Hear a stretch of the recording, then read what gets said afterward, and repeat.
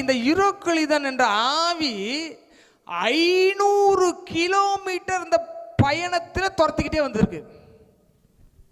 உங்கள் வாழ்க்கையில் 2 நாள் 3 நாளில் இந்த கப்பலை எத்தனை மைல் தூரம் துரத்திட்டு வந்திருக்கு? இந்த காற்று 500 மைல் துரத்திட்டு வந்திருக்கு. இவங்க அந்த பக்கம் போய் போகிறாங்க, கிரேத்தா தீவுக்கு போகிறாங்க, லெஃப்ட் உடைக்கிறாங்க, ரைட்டு உடைக்கிறாங்க, ஸ்ட்ரைட்டாக போக பார்க்குறாங்க. விட்டவே இல்லை, அடிச்சு நொறுக்கு. எந்த பக்கம் போனாலும் அடித்து அடித்து அடித்து கப்பலை உடைக்கணும். எதுக்காக கப்பலை உடைக்கணும்? கப்பலை உடைச்சி தான் கப்பலில் இருக்கிறவங்க அழிச்சிடலாம்.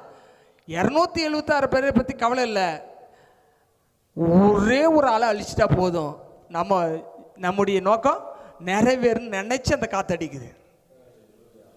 கவனிங்க, நம்முடைய வாழ்க்கையில் நம்ம ஒருத்தர் கர்த்தருக்காக நின்னா நம்ம ஒருத்தர் தான் லக் வைப்பான் பிசாசு. ரொம்ப ஜாக்கிரதையா இருக்கணும். அல்லேலூயா.